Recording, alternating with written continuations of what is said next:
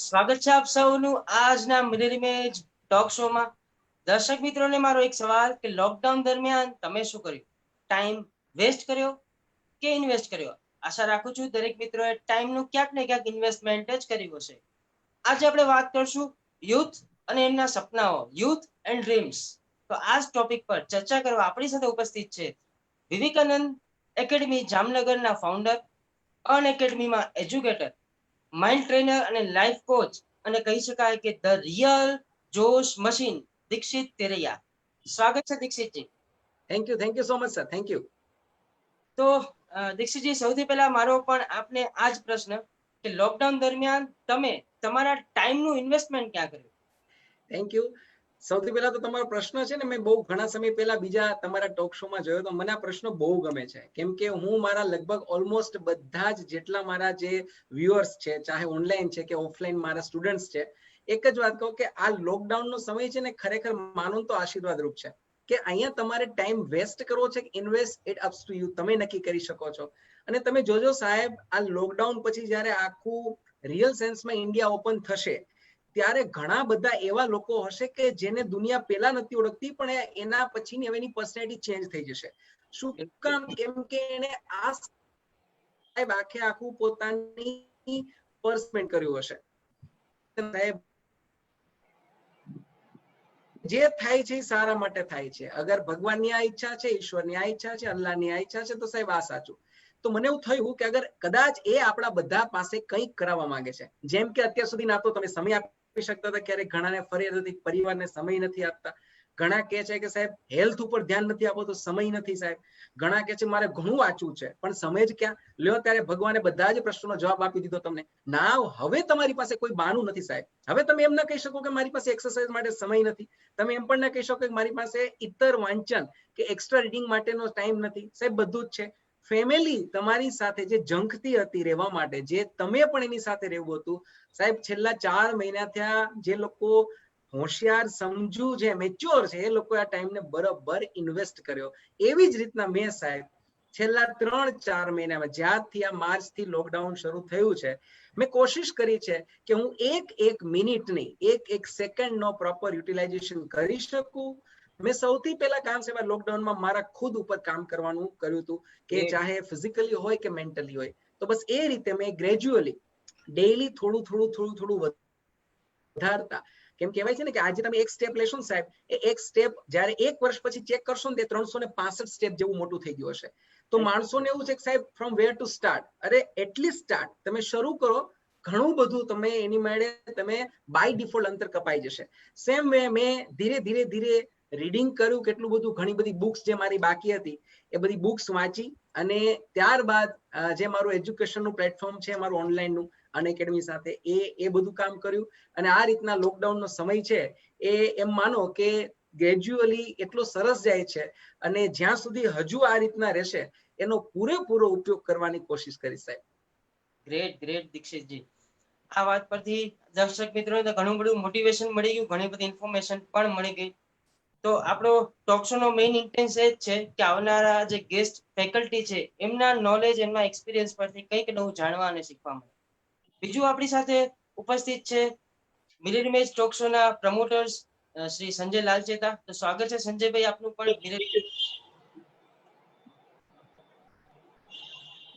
બીજું ઘણા બધા ઓનલાઈન ક્વેશ્ચન આવવાના પણ સ્ટાર્ટ થઈ ગયા છે, પણ એ ઓનલાઈન ક્વેશ્ચન શરૂ કરીએ પહેલા મારે એક ક્વેશ્ચન તમને પર્સનલી પૂછવો છે કે દીક્ષિત તેરૈયાની જે પ્રોફેશનલ જર્ની છે એ દીક્ષિત તેરૈયામાંથી રિયલ જોશ મશીનમાં ટ્રાન્સફોર્મ કેવી રીતે થઈ, એના વિશે સર મારે જાણવું છે। બહુ મસ્ત ક્વેશ્ચન છે, અને મને બહુ ગમશે આ કહેવાનું, એટલા માટે કે જેટલા મને બહુ નજીકથી ઓળખે છે એ લોકો જ્યારે આજે મારું આ પર્સનલ લાઈફનું ટ્રાન્સફોર્મેશન જોવે છે એટલે એને આશ્ચર્ય થાય છે, રાઈટ। એને એવું નથી કે ભાઈ અમને એવું નહીં કે તું કેપેબલ હતો ને આ જગ્યાએ પહોંચવા, પણ જે સડન જમ્પ મારી લાઈફમાં આવ્યો છેલ્લા 3 વર્ષમાં, એ જોઈને બહુ લોકો અચંબિત થાય છે। 2016 ની વાત છે, 2016 સુધી મારી લાઈફ એકદમ રૂટીન, નોર્મલ અને એક ગવર્મેન્ટ એમ્પ્લોય તરીકે જતી હતી, બહુ સરસ જતી હતી સાહેબ, અને આઈ વોઝ હેપી। પરંતુ 2016 માં મારા ભાઈ હિતેશ જોશી જે અત્યારે વ્યારામાં ડેપ્યુટી કલેક્ટર છે, એ મને એક વર્કશોપમાં લઈ ગઈ. એણે કહ્યું કે ચાલ તું ફ્રી છો શનિ રવિ, ચાલ મારી સાથે એક વર્કશોપમાં, તને મજા આવશે 2 દિવસ. મેં કીધું ચલો. અને એ વર્કશોપમાં હું ગયો. 2 દિવસ સવારના 8 થી સાંજના 6, 2 દિવસ કન્ટિન્યુ અમારા જામનગર શહેરમાં જ એક હોટેલમાં વર્કશોપ એ ટ્રેનરનો હું એને એટેન્ડ કર્યો. એટેન્ડ કર્યા પછી સાહેબ એ મને તારીખ આજે યાદ છે, 4 ઓગસ્ટ 2016, 4 ઓગસ્ટ 2016 ની ડેટ હતી.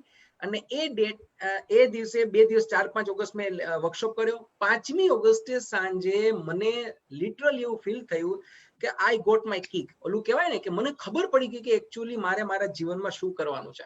અને એ જ દિવસે સાંજે હું એ ટ્રેનરને મળ્યો, પગે લાગ્યો, એને કીધું કે સાહેબ મારે આ પ્રોફેશનમાં જવું છે. અને એને મારા માથા પર હાથ રાખ્યો. એનું નામ હતું ડોક્ટર જીતેન્દ્ર અડિયા. તો અડિયા સાહેબે ત્યારે એને મેં કીધું સાહેબ મારે આ પ્રોફેશન કરવો છે કે જ્યાં તમે વિચારો શું નથી. અગર ધ્યાનથી જો બીંગ અ માઇન્ડ ટ્રેનર તો સાહેબ નેમ છે, ફેમ છે, મની છે, and the most important thing કે તમે એક એવા કામના નિમિત્ત બનશો સાહેબ કે જેનાથી તમે કેટલા બધાના જીવનમાં પોઝિટિવ ચેન્જ લાવી શકશો. બિલકુલ વિશેષ કઈ ન હોય. મને ગાલિબનો બહુ સરસ મજાનો શેર ગમે છે कि घर से मस्जिद का रास्ता बहुत दूर है, घर से मस्जिद का रास्ता बहुत दूर है, चलो यूं किया जाए किसी रोते हुए को हसाया जाए. તો મતલબ આ એવું પ્રોફેશન છે ને સાહેબ કે જ્યારે હું આજે છેલ્લા 2 વર્ષથી વર્કશોપ લઉં છું તો હું મારા વર્કશોપ કે સેમિનાર પૂરો થાય એટલે સાહેબ એક નહીં મારી પાસે એવા કેટલા અનગિનત એવા એક્ઝામ્પલ છે કે જે લોકો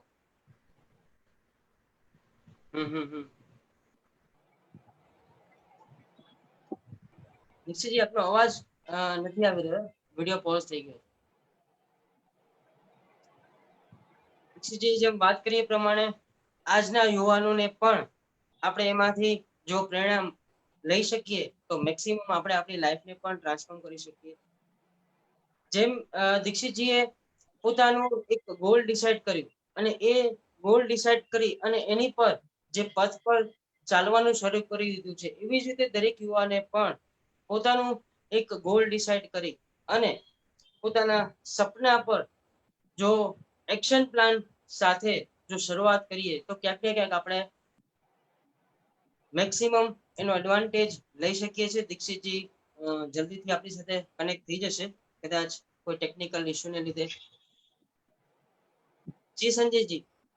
સર બીજું આપને પણ દિલથી આભાર માનું છું કે આજે આપ મને ઇન્વાઇટ કર્યો અને આ એક મિરર ઇમેજ ટોક શો બહુ જબરદસ્ત ચલાવી રહ્યા છો તેના માટે આપનો ખૂબ ખૂબ આભાર સર. અને આવી જ રીતે આપ પ્રગતિ કરતા રહ્યો એવી શુભેચ્છા સર. ના શ્યોર સંજયજી, આપ પણ યંગેસ્ટ એક એન્ટરપ્રેનર તરીકે, યંગેસ્ટ ટ્રેનર તરીકે પણ આપ આ ફિલ્ડમાં છો. તો લોકડાઉન દરમિયાન તમે શું કર્યું, શું કહેશો આપ? લોકડાઉન દરમિયાન સર તમારો જે ક્વેશ્ચન એક મોસ્ટ પોપ્યુલર ક્વેશ્ચન છે, તમે શું કર્યું, ટાઈમ વેસ્ટ કર્યો કે ઇન્વેસ્ટ કર્યો? તો હું આ પ્રશ્નનો જવાબ આપતા એટલું કહીશ કે સાહેબ ટાઈમ વેસ્ટ નથી કર્યો, ઇન્વેસ્ટ કર્યો છે. નવું ઘણું બધું શીખ્યો કે જે મને જ્યારે લોકડાઉન નહોતું એ સમય દરમિયાન એ ટાઈમ નહોતો મળતો કે હું કંઈ નવું શીખી શકું. બટ લોકડાઉનના સમયમાં મેં ઘણું બધું ટેકનોલોજીકલ ઘણી બધી વસ્તુઓ શીખી કે જે મને આજ સુધી ખ્યાલ નહોતો, એ શીખ્યો. પ્લસમાં બુક રીડિંગ છે, ઘણું બધું શીખ્યો છું અત્યારે. Thank you.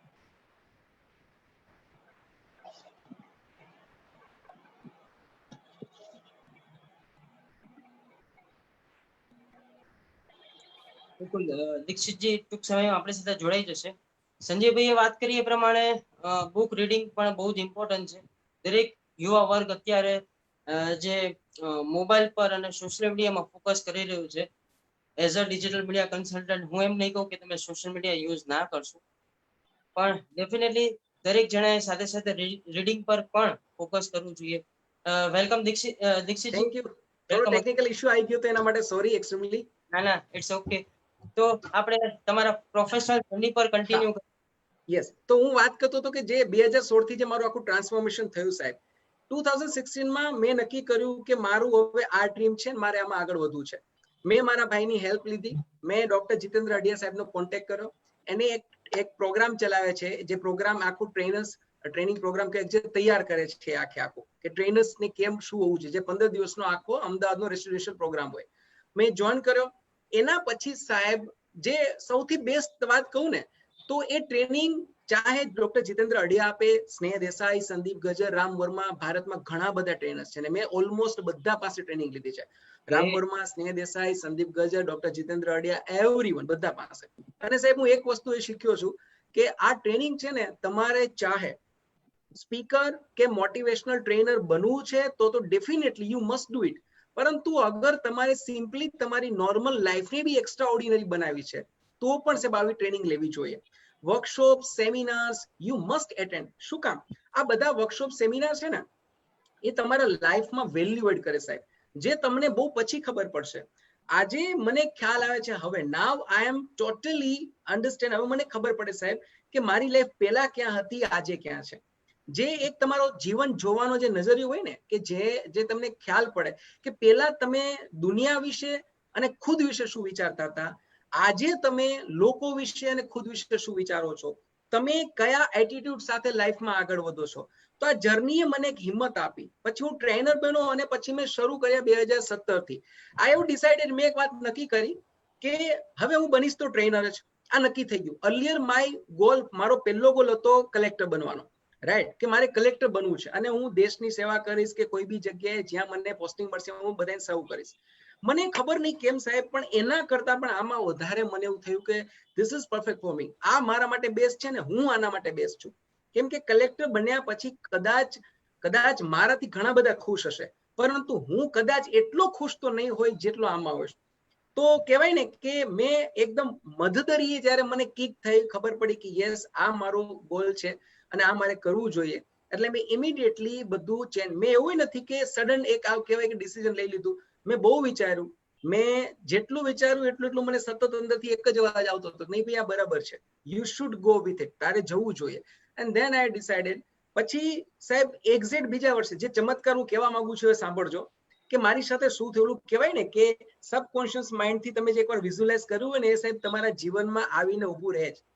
તો મેં 2016માં 4 ઓગસ્ટે વિઝ્યુઅલાઇઝ કર્યું હતું, 4 ઓગસ્ટ, કે મારે ટ્રેનર બનવું છે. હવે જોજો, મેં ત્યારે અડિયા સાહેબને પૂછ્યું તો એની ફી સાહેબ ત્યારે એટલી કોસ્ટલી હતી કે હું અફોર્ડ કરી શકું એમ હતો નહીં. તો મેં કીધું વેઇટ કરીશ, પણ હું ટ્રેનર બનીશ. આ વિચાર જે મારા માઇન્ડમાં હતો સાહેબ, એ જેવો રોપાઈ ગયો હતો, એ વિચાર સતત મને એક કહેવાય ને ચિત્ર મારા દિમાગમાં આપતો હતો કે હું ટ્રેનર છું, સક્સેસફુલ, આખો એક બહુ મોટો હોલ ભરેલો છે, લોકો હજારોની સંખ્યામાં મને સાંભળે છે. અને સાહેબ જે રિઝલ્ટ મારી સામે એક ચમત્કારિક આવ્યું, જે રિઝલ્ટના દિવસે મને ખબર પડી કે ઓ બાપરે એવું થયું.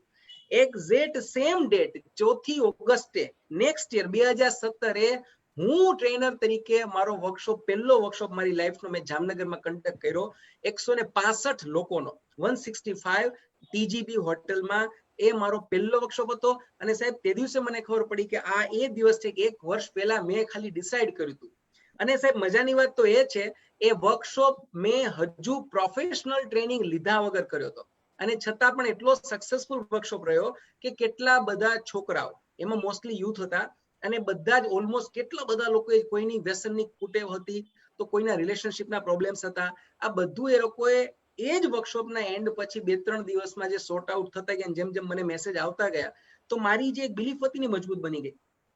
પછી તો મને એમ થયું કે હવે તો આ જ કરાય, બીજું કઈ નહીં. કેમ કે યાર એક વાત મેં ફીલ કરી છે. આપણે અમારે સૌરાષ્ટ્રમાં છે ભીખુદાન ગઢવી, એક જુનાગઢના બહુ મોટા સાહિત્યકાર, આપ તો ગુજરાત ને ભારતમાં બધે ફેમસ છે.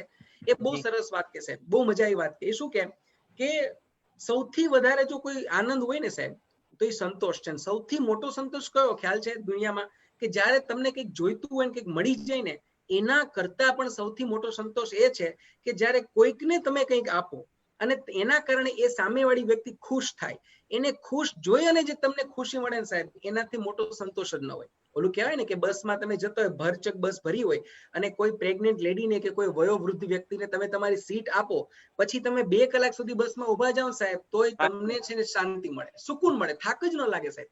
એ જે મજા છે ને, એ મજા કઈ છે, કોઈકને આપવાની છે. એમ આ જયારે વર્કશોપમાં મને એ 4 ઓગસ્ટ 2017 પહેલી ફિલિંગ આવી કે હું એક એવો માણસ છું, મતલબ કુદરતે મારી પસંદગી કરી છે કોકની લાઈફ, કોઈ બીજાની લાઈફમાં પોઝિટિવ ચેન્જ લાવવા માટે. અને સાહેબ એ મજા મેં ફીલ કરી. મને થયું કે આટલી મજા છે આમાં, કેટલું સુખ છે. વિચારો તો ખરી, તમને એ દિવસે સાહેબ મને આપણે કહેવાય ને ખુશીમાં આપણે ભાષામાં કહીએ તો હરખમાં નરકમાં ઊંઘ ના આવે કે હું આટલું બધું સારું કામ કરું છું. બસ ત્યાંથી મેં નક્કી કર્યું કે હવે જવું છે આ જ પ્લેટફોર્મમાં આપણે. પછી થોડા સમયમાં મેં આખું ફિનાન્શિયલ એરેન્જમેન્ટ કરી અને એ પ્રોફેશનલ ટ્રેનિંગ કોર્સ જોઈન કર્યો. એના પછી તો હું અલગ અલગ સંદીપ ગજ્જર સાહેબ છે, સ્નેહ દેસાઈ સાહેબ છે, રામ વર્મા છે, હિપ્નોટિઝમના અલગ અલગ NLP ના બધા જ મેં કોર્સ કર્યા. અને ત્યારથી મતલબ 2017 પછી હું મારા પર્સનલ વર્કશોપ કરું છું. મેં ઓલરેડી મોરબી, જામનગર, જુનાગઢ, ભાવનગર, જામનગર અને અમદાવાદમાં અડિયા સાહેબના ઇન્સ્ટિટ્યૂટ ઉપર જ મેં એના થકી જ અહીંયા જ કરેલો છે વર્કશોપ. તો ઓલરેડી અત્યારે 5 થી 6 જિલ્લામાં કરેલા છે. આ લોકડાઉન ન આવ્યું હોત તો મારો સાહેબ વર્કશોપ રાજકોટમાં જ હતો અને હું તમને 100% ત્યારે મળવાનો હતો. પરંતુ હવે લોકડાઉન પછી રાજકોટથી શરૂ કરીશું અને ધીરે ધીરે ઓલમોસ્ટ આખા ગુજરાતમાં જવાની ઈચ્છા છે. કેમ કે મને એક વાત ખબર છે કે આ એવું પ્રોફેશન છે સાહેબ કે આ પ્રોફેશનના માધ્યમથી તમે, મને ખાતરી છે કે મારી સામે 100 કે 1000 માણસ બેઠા હશે, તો 1000 બધા તો નહીં પણ સાહેબ એ 1000 માંથી 100 પણ નહીં, ચલો 50 પણ નહીં, પણ 5 લોકોના જીવનમાં જો સાહેબ ચેન્જ આવી ગયો ને સાહેબ, તો મને એવું થયું કે કુદરતે આપેલી મારી જવાબદારી પૂર્ણ થઈ ગઈ. અને એ જે આનંદ છે ને એ આનંદ અદ્ભુત છે. બસ મને એમ થાય કે એનાથી મોટી કોઈ ફિલિંગ જ નહીં. બસ આ રીતે મારી પ્રોફેશનલ જર્ની શરૂ થઈ ને આજે હવે અત્યારે ઓનલાઈન વર્કશોપ મેં મારે ચાલુ કર્યા છે. લાસ્ટ સન્ડે મારો ઓનલાઈન વર્કશોપ હતો, નેક્સ્ટ સન્ડે ફરી પાછો મારો 2 દિવસનો ઓનલાઈન છે. તો આ રીતે હવે જર્ની શરૂ છે ને લોકોની લાઈફમાં ચેન્જીસ આવે છે ને સાહેબ, બહુ મજા આવે છે. ગ્રેટ. આપણે જેમ તમારા સપના પણ તમે જે જોયું હતું એ જ તમે પૂરું કરી શક્યા. તો આજના યુવાનોમાં ડ્રીમ્સની ડેફિનેશન તમને શું લાગે છે? એક બહુ મસ્ત સવાલ છે સાહેબ, બહુ કે ડ્રીમ્સ, આપણો જે આજનો ટોપિક છે યુથ એન્ડ ડ્રીમ્સ. એકચ્યુઅલમાં તમે જુઓ ને સાહેબ તો ડ્રીમ્સની પરિભાષા સ્પષ્ટ નથી. તમે બહુ સારા અગર પુસ્તકો વાંચો, બ્રાયન ટ્રેસીના છે, ડેલ કાર્નેગીના છે, ટોની રોબિન્સના છે, અરે આપણા ભારતના લેખકોના વાંચો, રામકૃષ્ણ પરમહંસના, વિવેકાનંદજીના, તો સાહેબ એના ઘણા બધા પુસ્તકોમાં તમને એક વ્યાખ્યા મળે. સપનું એટલે શું? આપણે ત્યાં છે ને એક રોંગ બિલીફ છે, આપણે ડ્રીમ્સને ખોટું સમજીએ. પેલા સમજવું જોઈએ કે યુથ અને ડ્રીમ્સના આજના ટોપિક અંતર્ગત અગર હું કહું કે સપના પેલા શું છે એની ડેફિનેશન સમજીએ અને પછી એ સપનાને સેવીએ અને પછી સેવેલા સપનાને પૂરું કરવા તરફ આગળ વધીએ. એટલે કે સપનું આવે ક્યાંથી? અગર તમે એકદમ ડિટેલમાં સાવ બેઝથી જાઓ ને કે સાહેબ ડ્રીમ્સ કોને કહેવાય? રાત્રે સૂતા પછી આવે ડ્રીમ્સ કહેવાય કે પછી એપીજે અબ્દુલ કલામનું એક સ્ટેટમેન્ટ છે કે જે રાત્રે ઊંઘવા ન દે એને સપના કહેવાય? તો આની સાચી પ્રોપર ડેફિનેશન શું? બધી વાત સાચી સાહેબ, રાત્રે સૂતા પછી આવે એને પણ સપના કહેવાય અને દિવસે કે રાત્રે ઊંઘવા ન દે કંઈક કરવાની ઈચ્છા થાય એને પણ સપના કહેવાય. પરંતુ સાહેબ તમને કયું સપનું આવે છે ને એ નક્કી કરે છે તમારી બિલીફ. તમે કેવા સપના સેવો છો ને એ નક્કી કરે છે તમારી કેપેસિટી. હવે લોકોને એવું છે, દાખલા તરીકે એક સફળ કલેક્ટરને જોઈને લોકો નક્કી કરે કે મારે કલેક્ટર બનવું છે. મારી જેમ કોઈ સક્સેસફુલ માઇન્ડ ટ્રેનરને જોઈ લે નક્કી કરે કે મારે માઇન્ડ ટ્રેનર બનવું છે. કોઈ તમારી જેવા ડિજિટલ માર્કેટિંગના ગુરુને જોઈ લે કે ભાઈ મારે અમિત સર જેવું મસ્ત ડિજિટલ માર્કેટિંગ કરવું છે, મસ્ત કોર્સ લોન્ચ કરવા છે. તો એ સપનું ન કહેવાય સાહેબ, મારી દ્રષ્ટિએ એને ડિઝાયર કહેવાય. Dzire, right? એ ડિઝાયર આવ્યો તમારામાં, રાઈટ? હવે આ ડિઝાયર 1 ની 1000 આવશે. એક બહુ મોટા મોટિવેશનલ ટ્રેનરની સ્ટોરી છે સાહેબ કે એક માણસ દરિયામાં નાવમાં બેસીને જતો હતો અને નાવમાં બેસીને જતો હતો ને એટલે એને અચાનક વિચાર આવ્યો કે જે દરિયામાં પેલા માછલા કૂદતા હોય ને સાહેબ, એને એમ થયું જોઈને કે કેટલા સુખી ને સંપન્ન છે, without any kind of oxygen કેવા બિંદાસ ડૂબકી મારી શકે, અંદર તળિયા સુધી જઈ શકે, આંખો ખોલીને બધું કરી શકે. મતલબ એ લોકોને કઈ જરૂર નથી અને આપણે તો અંદર જઈએ તો કેવા ડૂબી જઈએ સીધા. એટલે એની અંદર ડિઝાયર આવ્યો. કેવો ડિઝાયર આવ્યો સાહેબ? માછલી બનવાનો. હવે માની લો કે કદાચ એનો ડિઝાયર પૂરો થઈ ગયો માછલી બનવાનો, તો અંદર જઈને બીજો ડિઝાયર રાખશે કે હું તો નાની માછલી છું, આ શાક બની જાઉં ને તો કેટલી મજા આવે સાહેબ. તો હવે એનો બીજો ડિઝાયર આવ્યો, એ શાકમાં કન્વર્ટ થશે. શાક બન્યા પછી એ શાક માછલીને એવું થશે કે હું હજુ એટલી તાકાતવર બની જાઉં કે આખા આ જેટલું આ ઓશનના દરિયો છે એમાં કોઈ મારાથી વધુ ન બને. તો એનો એ ડિઝાયર આવ્યો. પછી એક દિવસ એ જ શાકને કોઈ શિકારી મારી નાખશે તો એ શાકને એમ થાય કાશ હું આ શિકારી જેવો માણસ હોત તો કેટલું સારું. તો અલ્ટિમેટલી ફરી ઘૂમીને પાછો એ માણસ જ આવ્યો. મારો કહેવાનો મતલબ શું છે કે ડ્રીમ્સ છે ને સાહેબ, એનો એક જ મતલબ છે કે પેલા સમજવું જોઈએ આપણે કે સપનું એટલે શું. સપનું એટલે તમે ખુદની સેલ્ફને અન્ડરસ્ટેન્ડ, તમે સમજો કે આપણે કોણ છીએ, મારી કેપેસિટી શું છે, મારી નીડ શું છે, અને એવી કઈ વાત છે, કયું માધ્યમ છે, કયો પ્રોફેશન છે કે જે હું કદાચ એમાં આગળ વધું અને એક પ્રોપર લેવલ સુધી પહોંચું, તો ત્યારબાદ મને મારી લાઈફમાં ઓલમોસ્ટ સેટિસ્ફાઈડ ફિલિંગ આવે, એક સારી ફિલિંગ આવે. આવું એક નક્કી કરવું પડે. બાકી જો આજે હું ડિસાઈડ કરું કે મારે લાખોપતિ થવું છે, પણ જો અહીંયા ફૂલ સ્ટોપ નહીં લગાવું સાહેબ, તો એનો કોઈ અંત નથી. આજે હું ડિસાઈડ કરું કે મારે માઇન્ડ ટ્રેનર થવું છે, પણ એની સાથે સાથે મારી પાસે ફૂલ સ્ટોપ હોવું જોઈએ કે માઇન્ડ ટ્રેનર, તો કે હું ગુજરાતમાં બહુ ઘરે ઘરે પહોંચવા માંગુ છું, રાઈટ. પણ જો એ મારું ફૂલ સ્ટોપ છે, ગુજરાતમાં ઘરે ઘરે પહોંચવા માંગુ છું, પરંતુ હું એમ કરું કે માઇન્ડ ટ્રેનર બનવું છે, તો સાહેબ એનો ફૂલ સ્ટોપ નથી ક્યાંય. આજે ગુજરાત, કાલે ઇન્ડિયા, પછી મને એમ થાય મારે આને, તો હું કમ્પીટ સતત કરતો રહીશ ને, તો જે મને કુદરત આપતું રહેશે ને એને હું સેલિબ્રેટ નહીં કરી શકું. અને જ્યારે તમે સેલિબ્રેશન ન કરી શકો સાહેબ, ત્યારે થ્રુ આખી જિંદગી તમારું જીવન સંઘર્ષ વાળું લાગે. બીજા માટે તમારું જીવન એક આમ કે ડ્રીમ લાઈફ લાગે કે વાવ યાર આની લાઈફ કેટલી સરસ છે, પરંતુ તમે છે ને સતત સ્ટ્રેસમાં હોય. તો મારો કહેવાનો મતલબ શું છે કે આજના યુથ સ્પેશિયલી મેન, જે હું મારા કોચિંગ ક્લાસીસમાં બી કહું, વિવેકાનંદ એકેડમીમાં, અને હું ઓનલાઈનમાં બી છોકરાઓને કહું, મારા વર્કશોપમાં બી કહું કે સર પહેલા ડિસાઈડ કરો વોટ યુ નીડ. વોટ અને વાય આ બે શબ્દ એવા છે કે શબ્દ તમને ખબર ન પડે ત્યાં સુધી તમે ક્યારે નેવર એટ ઓલ તમારા ડ્રીમ સુધી ના પહોંચી શકો.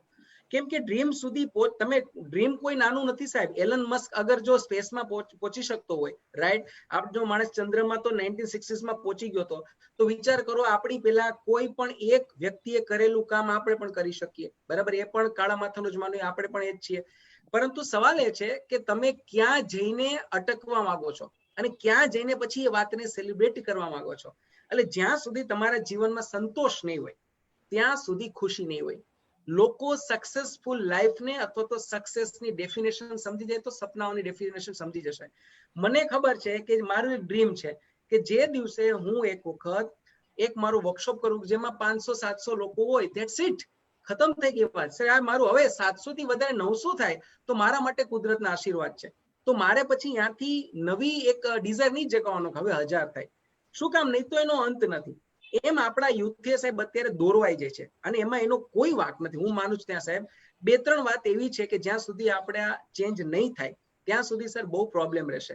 પહેલી વાત એ કે એક તો આપણે જે બિલીફ સિસ્ટમ છે કે જે આપણા નાનપણમાં અપબ્રિંગિંગ, એના ઉછેરથી લઈ આપણે જે એમાં નાખીએ છીએ એના માઇન્ડમાં, એમાં આપણે બહુ સાવધ રહેવું પડશે. પેરેન્ટ્સ તરીકે પણ, આજુબાજુના સગાવાળા તરીકે પણ, આપણે સમાજ તરીકે પણ, કે તમારી બાજુમાં કોઈ છોકરું રમે છે જેની ઉંમર 2 થી 12 વર્ષની છે. હું ઉંમર એટલે બોલું છું કેમ કે ન્યુરો લિંગ્વિસ્ટિક પ્રોગ્રામિંગ NLP માં એવું કહેવાય છે કે કોઈ પણ માણસનું માઇન્ડ છે ને 2 થી 12 વર્ષમાં આખું મજબૂત બને, મતલબ એમાં એની બિલીફ બધી સેટ થાય. હવે વિચાર કરો કે 5-7 વર્ષનું છોકરું તમારી પાસે આવીને એમ કે હું એક દિવસ ચંદ્ર ઉપર જઈશ. હવે એ વખતે તમારો જવાબ છે ને એ બાળકના માનસમાં એક નવી બિલીફ બનાવશે. આજ જો હું તમને એક વાત કહું, મારા વર્કશોપમાં હંમેશા વાત કહું કે દુનિયામાં એવું ઘણું બધું છે કે જે આપણે બધા માનીએ છીએ એનો અર્થ પણ જાણીએ છીએ, પણ સાહેબ કોઈ પાસે ઓથેન્ટિક પ્રૂફ નથી કે આવ્યું ક્યાંથી. જેમ કે ગુજરાતમાં, સૌરાષ્ટ્રમાં બધાને ખબર હશે એક અંધારાની માં અને બાઘડો જેવો શબ્દ છે, બરાબર. બધાને ખબર છે કે અંધારાની માં અને બાઘડો, બધાને ખબર છે. પણ ખરેખર એકચ્યુઅલમાં એ કોઈ નથી ખબર કે એ કોણે ઇનિશિએટ કર્યો, ક્યાંથી આવ્યો. ગૂગલમાં લખેલો છે, ટાઈપ કરજો, ક્યાંય નહીં મળે, રાઈટ. તો આવ્યું ક્યાંથી? Sir belief system. આપણામાં એક બિલીફ બેસાડી દીધી કે ભાઈ આને અંધારાની માં, અંધારામાં જાવ ત્યાં કોક હોય જેને અંધારાની માં કહેવાય અને બાઘડો કહેવાય, રાઈટ, કે સુઈ જાય તો બાઘડો આવશે. આમ કરીને આપણે છોકરાઓને સમજાવીએ છીએ અને સમજી બી જાય છે. અને એ પછી આપણે આગળ આપણી પ્રજાને સમજાવશું. કોઈ જોયું નથી સિવાય કે લગ્ન કરી લે પછી દેખાય બેયને, એકને અંધારાની માં દેખાય ને એકને બાઘડો દેખાય, બેયને દેખાય છે. પણ ત્યાં સુધી આપણે આમ ચાલુ જાય છે. તો મારો કહેવાનો મતલબ શું છે કે નાનપણમાં ઘણી બધી એવી વાતો છે જે આપણે બિલીફ સિસ્ટમમાં નાખી દઈએ છીએ. એ બિલીફ ઉપર એ બાળક મોટું થઈને સાહેબ નક્કી કરે છે કે આ મારું સપનું, રાઈટ. ઘણા બધા છે. આજ તમે પૂછજો ગુજરાતના, આપણે સૌરાષ્ટ્રના છોકરાને પૂછો કે શું બનવું છે, ગવર્મેન્ટ ઓફિસર. ગવર્મેન્ટ ઓફિસરમાં કઈ જોબ લેવી છે સાહેબ? 99% છોકરાઓ બોલશે ક્લાસ 3 ની જોબ. ક્લાસ 3 ની જોબનો જ ઉલ્લેખ કરશે. 1% લોકો જેવા હશે જે એકદમ આમ છાતી ચોડી કરીને કહેશે કે કલેક્ટર બનવું છે, કે મામલતદાર બનવું છે, કે DYSP બનવું છે. શું કામ? they believe that કે આ આપણા પરવ્યુની બહાર છે, આપણું કામ નથી. આપણું કામ શું છે? ક્લાસ 3 ની જોબ લે. સાહેબ આ વાત કોણે નાખી મગજમાં? તો કે આજુબાજુ સોસાયટી, ફ્રેન્ડ્સ, આપણે બધા. એટલે તો સપનું હવે આપણે કોઈ એક બાળક સપનું સેવે છે કે હું એક દિવસ ગવર્મેન્ટ ઓફિસર બનીશ, બિન સચિવાલય ક્લાર્કની એક્ઝામ પાસ કરીશ, કે હું શિક્ષક બનીશ કે તલાટી બનીશ. જોબ ખોટી નથી સાહેબ, હું એમ નથી કહેતો કે આ બધી જોબ ખરાબ છે, જોબ બહુ બેસ્ટ છે. હું તો કોઈ બટેકાની લારી લઈને બટેકા વેચો એ બી સારું કામ છે. પણ સવાલ એ છે કે તમારી કેપેસિટી અગર કંઈક મોટું કરવાની છે તો શા માટે તમે તમારી કેપેસિટીને સિંક્રોનાઇઝ કરો છો? That's what I'm trying to say. કે માણસને એટલું એને ખબર હોવી જોઈએ કે એની પાસે કેટલી પાંખો છે ઉડવા માટે. અગર એ જો આપણે એને શીખવી શકીએ અને એ સમજાવી શકીએ સાહેબ, તો એને સપના સાચી રીતે જોતા આવડે. અને સપના જોતા પહેલા માણસ ડરે છે, અને ડર છે આ બધી બિલીફ સિસ્ટમ. બસ આ ડર કાઢવો પડે તો સાહેબ એને ખબર પડે કે મારી પાસે તો બહુ મોટું કેનવાસ છે મારા મનગમતા ચિત્ર દોરવા માટે. બસ જો આ એને ખબર પડી જાય ને સાહેબ, તો પછી જે સપના જોઈ ને સપના પૂરા થાય તો પણ એને મજા આવે, અને સપનામાં કામ કરવાની પણ એને મજા આવે. તો હું એવું સમજુ છું કે ડ્રીમ્સને, સપનાઓને સેવતા પહેલા અને સપનાઓ પાછળ દોડતા પહેલા આપણે બે વસ્તુ જાણવી જોઈએ. એક, કે હું એ પર્સન છું કે હું જે ડિસાઈડ કરું એ કરી શકીશ. નંબર 2, હું જ્યારે અચીવ કરી લઉં હું એને સેલિબ્રેટ કરીશ. કેમ કે જો સેલિબ્રેશન ભૂલી જશો, સતત આગળ જતા રહેશો તો આનો કોઈ અંત નથી. બસ આ બે વાતમાં મારી વાત કદાચ આવી ગઈ. બિલકુલ બિલકુલ. ઓનલાઈન આપણા પ્લેટફોર્મ પરથી પણ ઘણા બધા પ્રશ્નો આવી રહ્યા છે. તો સંજયભાઈ, તમે ફેસબુક માંથી કોઈ ક્વેશ્ચન આવ્યા હોય, ઘણા બધા આવી રહ્યા છે, પણ જે બેસ્ટ ક્વેશ્ચન તમને લાગતો હોય તો તમે સરને પૂછી શકો. Yes sir. એક ક્વેશ્ચન આવી રહ્યો છે, બહુ સરસ છે, અને આઈ થિંક આ કામ પણ લાગશે યુથને. આ જે ક્વેશ્ચન જે છે એ છે કે આજનો યુથ જે છે એ બેડ હેબિટ્સ તરફ ડાયવર્ટ બહુ થાય છે. તો એના માટે તમે કઈ ટિપ્સ આપી શકો છો કે એ બેડ હેબિટ્સ તરફ ડાયવર્ટ ન થાય? બિલકુલ. સૌથી કોમન ક્વેશ્ચન્સ જે મારા વર્કશોપમાં બધા પૂછે કે સર વ્યસન, બેડ હેબિટ્સ. અને બેડ હેબિટ્સ છે ને એની ડેફિનેશન બી બદલાઈ ગઈ છે. પહેલાના જમાનામાં બેડ હેબિટ્સ એટલે તમાકુ, ગુટખા, પાન, મવા, મસાલા એ હતું. આજે ઇટ ચેન્જ. સૌથી મોટી બેડ હેબિટ શું છે? તો કે સાહેબ આપણું એડિક્શન કેનું? મોબાઈલનું. આજે જે સોશિયલ મીડિયા એડિક્શન છે, જે મોબાઈલ એડિક્શન છે, એ હવે બેડ હેબિટ્સ થઈ ગઈ છે.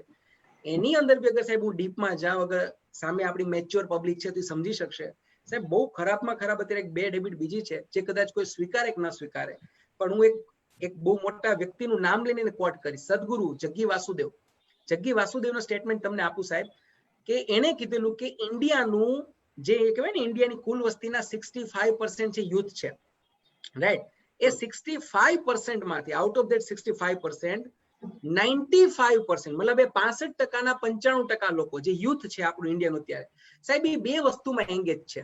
એક છે હાઉ ટુ ક્રિએટ મની, પૈસા કેમ બનાવ ફટાફટ, શોર્ટકટ, તાત્કાલિક પૈસાવાળું થવું. એન્ડ બીજું છે સેક્સ્યુઅલ ડિઝાયર એન્ડ પોર્નોગ્રાફી. સાહેબ આજે પોર્નોગ્રાફીનું અને તાત્કાલિક રાતોરાત સફળ થવાનું, જ્યાં પૈસા બનાવવાનું જ્યાં ભૂત છે, આ જે વ્યસન છે, એ એટલા ખરાબ રીતે રાગી ગયા છે કે સાહેબ એમાં જે ફસાયેલો માણસ હોય ને એને નીકળવું તો છે પણ એ નીકળી નથી શકતો. આ એડિક્શન થાય છે શું? અગર એના બેઝમાં જાય, જે હું મારા વર્કશોપમાં આખું 2 કલાકનું સેશન લઉં સાહેબ, એડિક્શન એટલે શું તમે સમજો તો કોઈ એક ચોક્કસ સમય જ્યારે તમારા માઇન્ડને એક પિક્ચર મેળવ્યું, એક કમાન્ડ મેળવ્યું ને સાહેબ, ત્યારે તમે એ એક અધૂરી ઈચ્છા સાથે એને જોડી દો.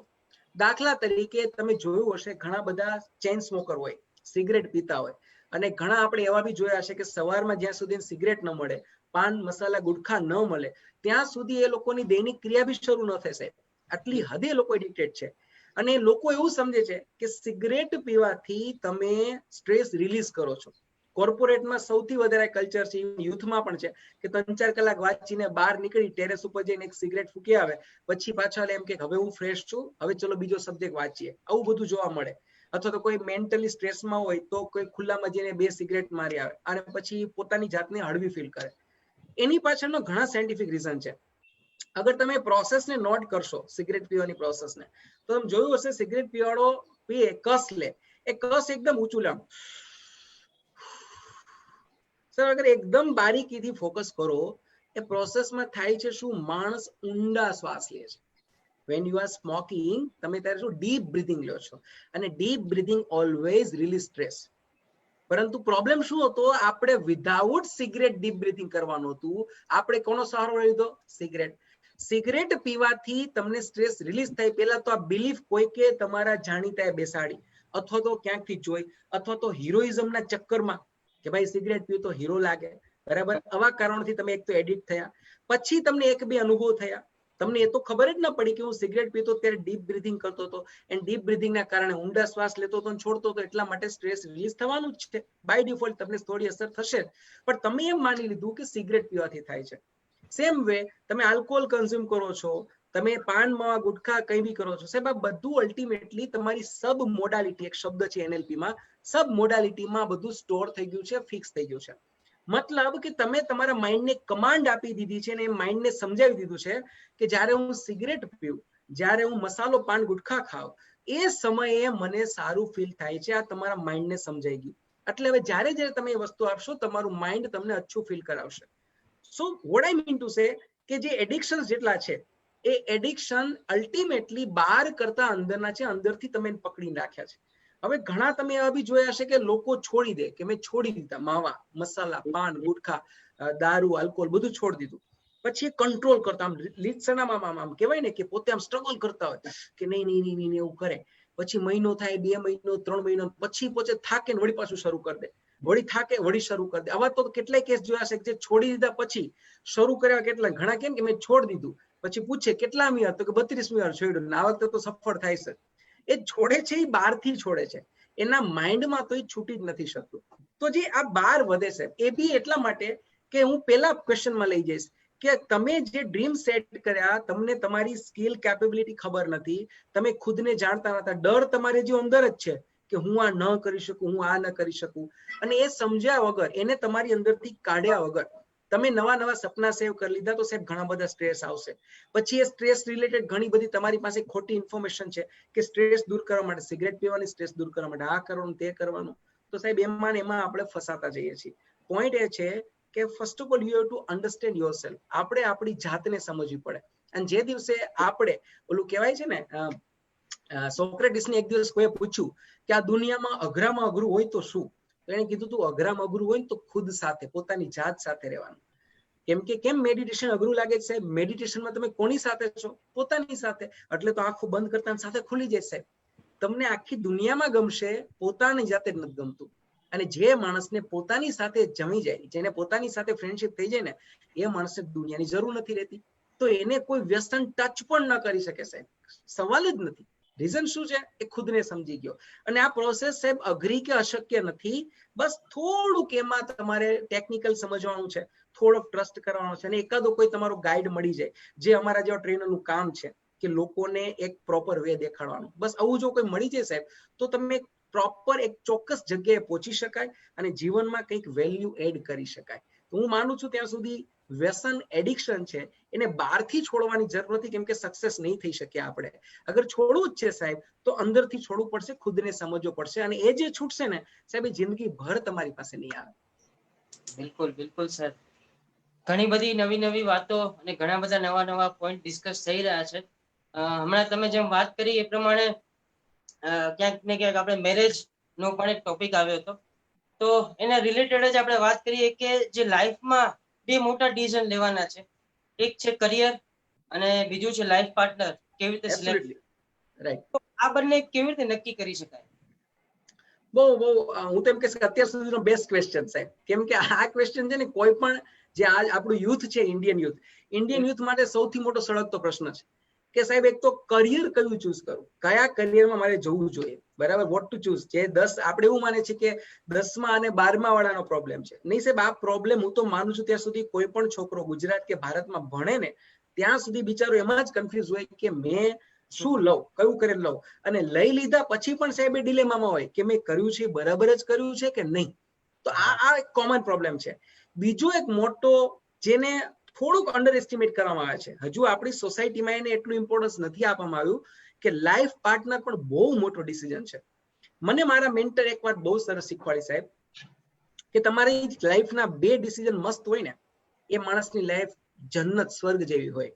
દુનિયામાં તમે જે માણસને સુખી અને સંતોષી તમને કોઈ મળી જાય ને સાહેબ, તમારે આંખ બંધ કરીને કહી દેવાની કે તમારું લગ્ન જીવન બહુ સુખી છે અને તમે તમારા કરિયર લઈને ખુશ છો. સિમ્પલ છે, એઝ સિમ્પલ એઝ ધેટ. આનાથી વિશેષ હોય જ ન શકે.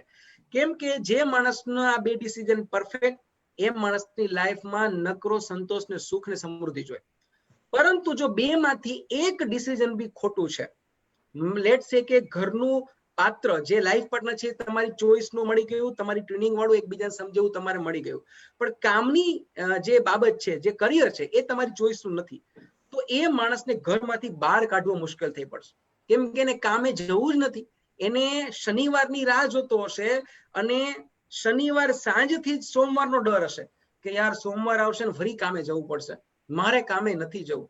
કેમ કે એના માટે કામ સાચે જ કામ છે કે એને અને કામ બહુ થાક આપશે, એને બહુ થાક આપશે. પરંતુ આનું ઉલટું થયું કે કરિયર તમારી ચોઈસ નું મળ્યું, પણ લાઈફ પાર્ટનર તમારી ચોઈસ નું કે કોઈ પણ જાતે તમારી ટ્યુનિંગ નથી અને એમાં તમે બાંધછોડ કરી લીધી છે, તો સાહેબ એ માણસને ઘરે ધક્કા મારી મોકલવો પડશે.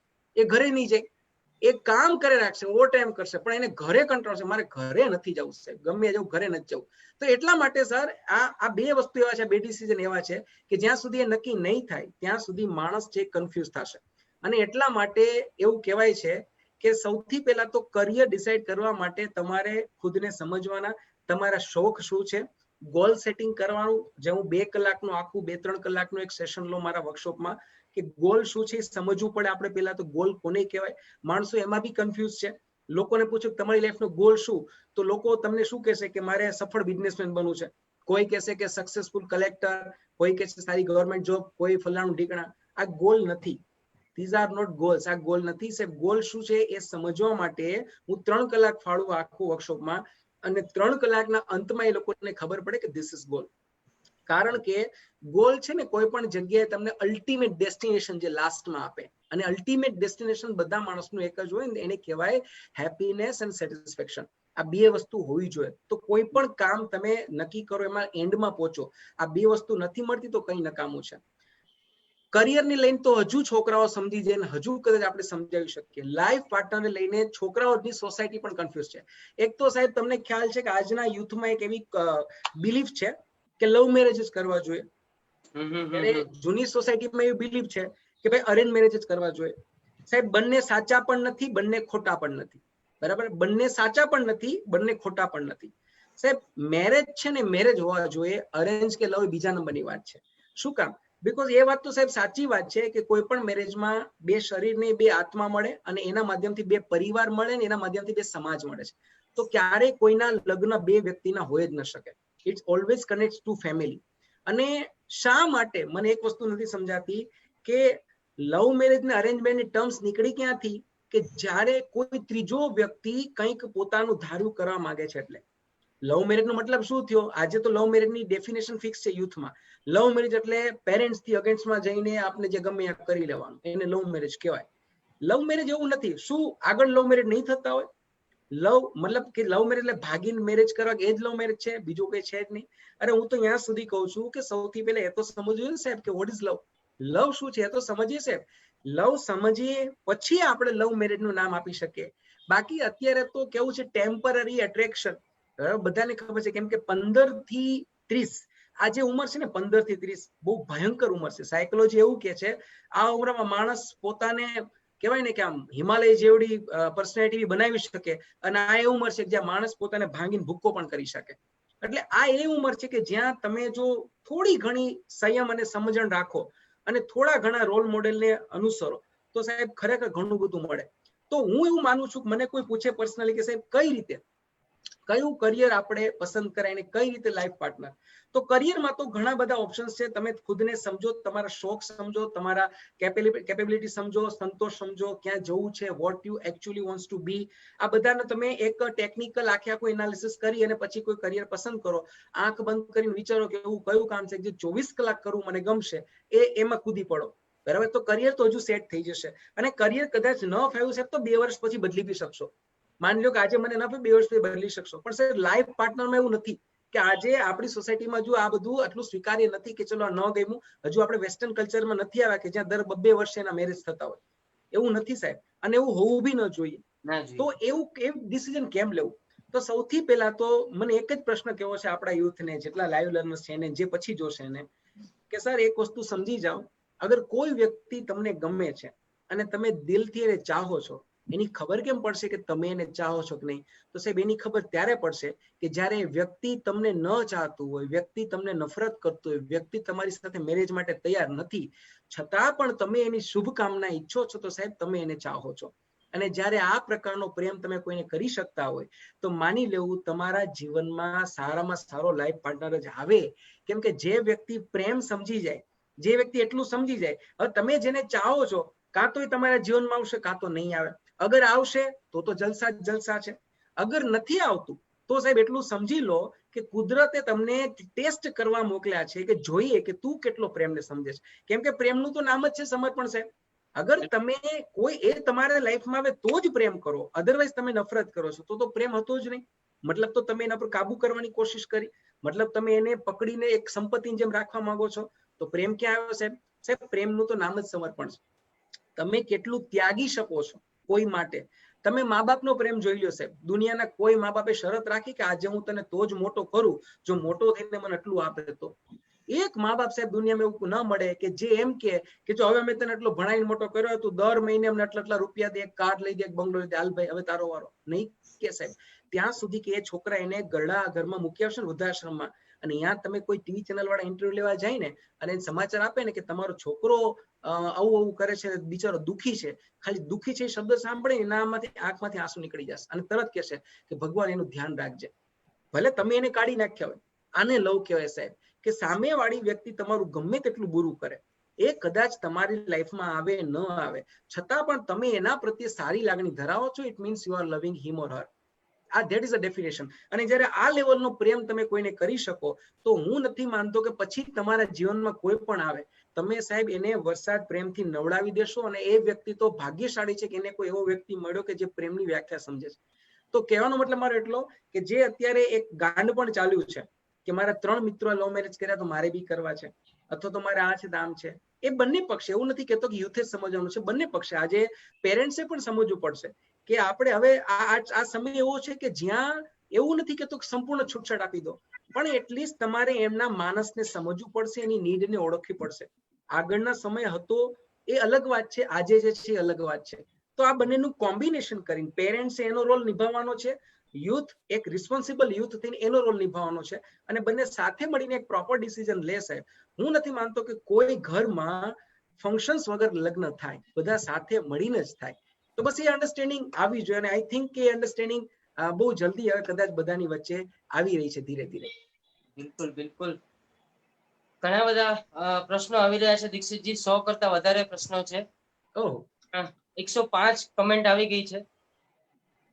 આપણે વાત કરીએ તો બહુ એક સારો સવાલ આવ્યો છે કે ક્યારેક સફળતા મળતી હોય છે, ક્યારેક નિષ્ફળતા મળતી હોય છે, એ તો આપણા હાથમાં છે જ નહીં.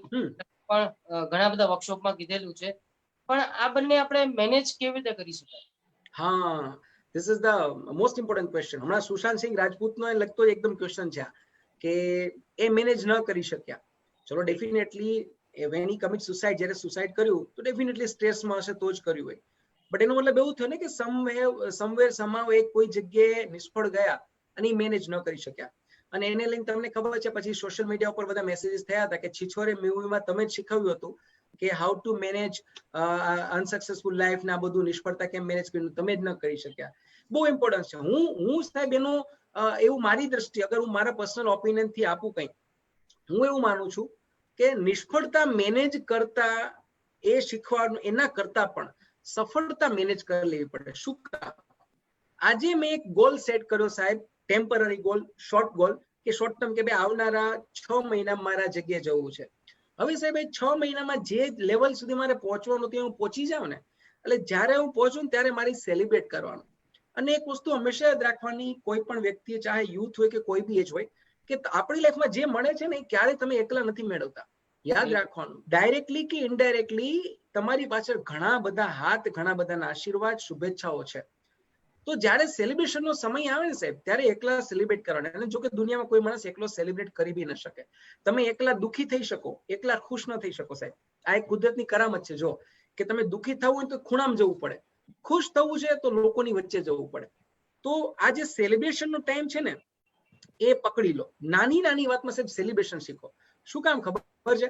આપણે કેવું થાય છે, દાખલા તરીકે હું તમને છોકરાની વાત કરું હું ડાયરેક્ટલી કનેક્ટ કરીશ કોમ્પિટિટિવ એક્ઝામિનેશન જે આપતા છોકરાઓ સાથે. એ છોકરાઓ શું કરે સાહેબ, એક જર્ની શરૂ કરે. લેટ્સ સે આપણે નક્કી કરી કે 2020માં 1 જાન્યુઆરીથી છોકરાએ મહેનત કરવાનું શરૂ કર્યું. એને ગોલ સેટ કરી રાખ્યો સાહેબ કે હું એક દિવસ ગવર્મેન્ટ જોબ લઈને રહીશ અને પછી જલસા મારીશ. હવે જોજો શું થાય છે. ગવર્મેન્ટ જોબ સમહાવ એક તો સ્ટેટ ઓફ ગુજરાતમાં વેલા મોડી આવતી હોય, ડિલે થયા રાખે, કેન્સલ થાય. માની લો કે 1.5 વર્ષ સુધી એક્ઝામ આવી જ નહીં, અને આ છોકરાએ 1.5 વર્ષ સુધી કન્ટિન્યુઅસ સતત મહેનત કરી without any kind of celebration. કંઈ સેલિબ્રેટ ન કર્યું સાહેબ, જીવનના કોઈ તહેવારો, કોઈ ફંક્શન્સ, કંઈ નહીં સાહેબ. ઇવન એને મૂવી બી ન જોયું, કેમ કે એનું ધ્યાન ક્યાં હતું? ગોલ ઉપર. હવે 1.5 વર્ષ પછી એક્ઝામ આવે છે, એક્ઝામ આપે છે, અને સમહાવ કંઈક ન થવાનું અને એ ફેલ થયો. હવે એને શું વિચાર આવશે સાહેબ? હવે એ છોકરો, તમે એવું માનો છો કે 1.5 વર્ષ પછી એ છોકરો એમ કહેશે કે વાંધો નહીં, ભલે ફેલ, ચાલો જલસા માર લો? નહીં. શું કામ? કારણ કે ઓલરેડી એટલો સ્ટ્રેસમાં હતો, એને કોઈ દિવસ પોતાના માઇન્ડને ખુશ કરતા વચ્ચે આવડ્યું જ નતું. એને ચિંતા શું થઈ? ઓહો, 1.5 વર્ષની મારી મહેનત ગઈ, મારી જિંદગી ખતમ. એટલે હવે ડાયરેક્ટલી નેગેટિવ થોટ્સ બધા ચાલુ, અને હવે એને લાઈફ ખતમ થઈ ગઈ, અહીંયા ડેડ એન્ડ આવી ગયું, એવું થશે. અને ધીરે ધીરે એ આ મેનેજ નહીં કરી શકે. પછી રિલેશનશિપમાં ખરાબ થશે ઘણા બધા સાથે, પછી એની સાથે પોતાનું કરિયર બગાડશે, બેડ હેબિટ્સ તરફ આગળ વધી જશે, ઘણું બધું. અને કોઈ એક્સ્ટ્રીમ લેવલે જશે તો સુશાંત જેવું પગલું ભરશે. આવું ન થાત. શું કામ ન થાત? અગર એ છોકરાએ દર વખતે એક પ્રોપર મેનેજમેન્ટ કર્યું હોત ને, કે સાહેબ આજે મેં આ મહિનામાં હું ભણ્યો, 1 મહિના પછી હું મારી જાતને જોઉં છું કે હું 1 મહિના પાછળ જઈને ચેક કર્યું તો સાહેબ જે હું આજે છું એ હું ફાર બેટર છું લાસ્ટ મંથના છોકરા કરતા કે છોકરી કરતા. મતલબ 1 મહિના પહેલા જે હું હતો એના કરતા આજે હું ઘણું ઇમ્પ્રુવમેન્ટ છે. તો સાહેબ 1 મહિના પછી જ સેલિબ્રેટ કરો. હું છે ને એક્ઝામ્પલ આપું છોકરાઓને એક્ઝામનું, કે જો એક્ઝામના આગલા દિવસે 99% છોકરાને ટેન્શન શું હોય ખબર છે? કોઈ એક સબ્જેક્ટ પકડી લો, કે લેટ છે કે હિસ્ટ્રીનો સબ્જેક્ટ છે, હિસ્ટ્રીનું કોઈ એક બુક છે ને એ બુકમાં 20 ચેપ્ટર છે. એ છોકરાની એક્ઝામના આગલા દિવસે એને લઈને શું ટેન્શન હોય ખબર? કે આ 20 માંથી મને 17 ચેપ્ટર તો જોરદાર આવડે છે, એટલા આવડે છે કે 17 માંથી કંઈ બી પૂછશે હું ભૂકા કાઢી નાખીશ, પણ સાલા 3 ચેપ્ટર નથી આવડતા. અને એને સતત એક્ઝામ હોલમાં જશે ત્યાં સુધી પેલા 3 ચેપ્ટરનું ટેન્શન રહેશે કે 3 માંથી પૂછી લેશે તો 3 માંથી પૂછી લેશે તો. હવે શું કરે છે? એકચ્યુઅલમાં એ વેવ્સ બનાવે છે, ક્રિએટ કરે છે, નેગેટિવ વેવ્સ. પરિણામે જે 17 ચેપ્ટરનું અહીંયા જે જથ્થો પડ્યો છે ને એ એક્ઝેક્ટ એક્ઝામ ટાઈમે રિકોલ નહીં થાય, રિકોલ નહીં કરી શકે. અને એ બી યાદ ને રીઝન શું હતું? પેલા 3 ચેપ્ટરની નેગેટિવ થિંકિંગ. હકીકત એને કરવાનું શું હતું સાહેબ ખબર છે? આગલા દિવસે એને સેલિબ્રેશન કરવાનું હતું કે આઈ એમ ધ પર્સન કે જેને આઉટ ઓફ 20 ચેપ્ટર 17 ચેપ્ટર એટલા જોરદાર આવડે છે કે હું ભૂકા કાઢી નાખવાનો છું. અગર જો આ ઇમેજ એને આ સેલિબ્રેશન કર્યું હોત 17 ચેપ્ટરનું, તો ઓલા 3 ચેપ્ટરનું ફેલિયર એને દેખાત જ નહીં સાહેબ. હવે એનું ફોકસ અત્યારે ક્યાં છે ખબર છે? એક્ઝામ હોલમાં તમે જોજો, જેવું ક્વેશ્ચન પેપર આવશે ને પેલા 17 માંથી કેટલા પૂછાય એ નહીં શોધે, એ શોધશે કે 3 માંથી કેટલા પૂછાય, 3 માંથી. અને જો એમાંથી 2 ક્વેશ્ચન આવી ગયા તો 17 વાળા એક યાદ નહીં આવે, આ 3 વાળા જ આમાં ચાંદ ડૂબે રાખશે. So what I mean to say કે નિષ્ફળતા મેનેજ બાય ડિફોલ્ટ થઈ જશે અગર સફળતા મેનેજ કરતા આવડી જશે. તો સફળતા મેનેજ 2 રીતે થાય સાહેબ. એક તો નાની નાની સફળતાને સેલિબ્રેટ કરતા શીખો. અગર સાંજે તમે પરિવાર વાળા છો, સાંજે જાઓ, ભગવાને તમને કઈ બાળ ગોપાળ આપ્યા છે, કોઈ નાનું બેબી છે, તો સાહેબ અગર તમારી સાથે રમવા માંગે છે રમી લો, તમે એમાં બી આ બી સેલિબ્રેશન છે સાહેબ. કાલ સવારે બહાર નીકળે કોઈએ સ્માઇલ આપી દો, this is kind of celebration sir. શું ખબર? કેમ કે સર ખુશ થવા માટે કે સેલિબ્રેટ થવા માટે રીઝન હોવું જોઈએ નહીં કે હું આ કરીશ પછી જ ખુશ થાઈશ. આ હાથે કરીને એક ખરાબ રસ્તો તૈયાર કરીએ છીએ આપણે.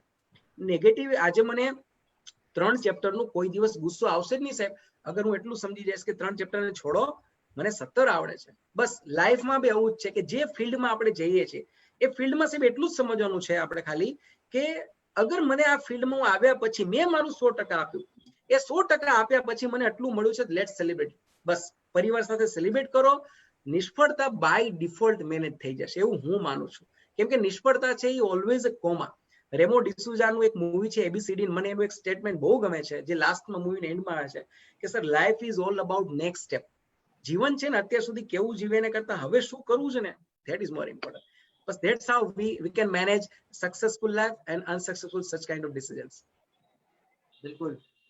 ઘણી બધી કમેન્ટ પણ આવી રહી છે, પણ એક કમેન્ટ બહુ સારી છે કે અત્યારે જે કોરોનાની મહામારી ચાલી રહી છે અને લોકોનું માઇન્ડસેટ અને મોરલ પણ ડાઉન થઈ રહ્યું છે. તમે તો માઇન્ડ ટ્રેનર છો જ, તો એઝ અ માઇન્ડ ટ્રેનર તમે આપણા વ્યુઅર્સને શું ટિપ્સ આપશો? હું એટલું જ કહીશ કે just have a positive mental attitude. બે ટર્મ છે સાહેબ, એક ટર્મ છે પોઝિટિવ થિંકિંગ, એક ટર્મ છે પોઝિટિવ મેન્ટલ એટીટ્યુડ. શું થાય પોઝિટિવ થિંકિંગ મીન્સ વોટ? કે સારું સારું વિચારો, એને કહેવાય પોઝિટિવ થિંકિંગ. સારું વાંચો, સારું જુઓ, સારું વાતો કરો, આ પોઝિટિવ થિંકિંગ છે. પણ અગર એટીટ્યુડ પોઝિટિવ હશે, તમારું વલણ, તો છે ને તમારા જીવનમાં બનતી દરેક ઘટનાઓમાં પણ શું સારું છે એ ચોરતા શીખી જાઓ. એ તમને આવડવું જોઈએ. દાખલા તરીકે કોરોના થયું, આ કોરોના લોકડાઉન છે સાહેબ, તો કોરોના COVID-19 લોકડાઉન છે, તો સાહેબ હવે થયું એ થયું, એ તમારા કે મારા હાથમાં નથી, મોદી સાહેબના હાથમાં પણ નથી, તો હું કે તમે કોઈ નહીં રોકી શકીએ. હવે એ થયું સાહેબ, તો હવે એમાંથી સારું શું થયું એ તમે કાઢતા શીખો. જેમ કે મને કોઈ પૂછે કે સારું શું થયું, સાહેબ મને કેટલી બધી બુક્સ જે કદાચ આટલો નિરાંતવાળો વાંચવાનો સમય ન મળે, મેં વાંચી લીધી. સાહેબ મારી પાસે કેટલું બધું નવું કન્ટેન્ટ આવ્યું regarding my competitive examination field, regarding my mind training field, બંને ફિલ્ડનું મારી પાસે લોટ ઓફ કન્ટેન્ટ આવ્યું.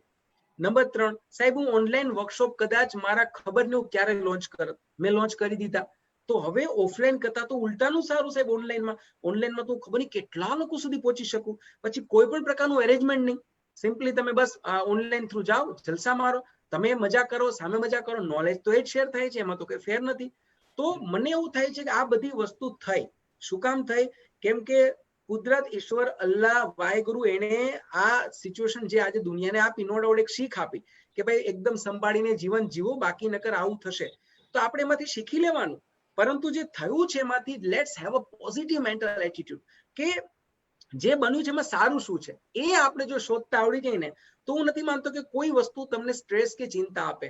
આ પેલા જેવું છે કે તમારું કોઈ માણસનો એક્સિડન્ટ થાય અને 1.5 મહિનાનો પ્લાસ્ટર પાટો આવે તમને હાથમાં, ઘરે આરામ કરતા હોય. હવે બે પ્રકારના વ્યક્તિ હોય, એક એ 1.5 મહિના સુધી રડ્યા કરે, એ મારો પ્લાસ્ટર પાટો આવ્યો, મારું કેટલું કામ ઠપ થઈ ગયું, મારું ફલાણું ઢીકણું, આ તે એ 1.5 મહિના સુધી કન્ટિન્યુ રોવે અને ગુસ્સો કરે ને એનું આખું માઇન્ડ ચેન્જ થઈ જાય.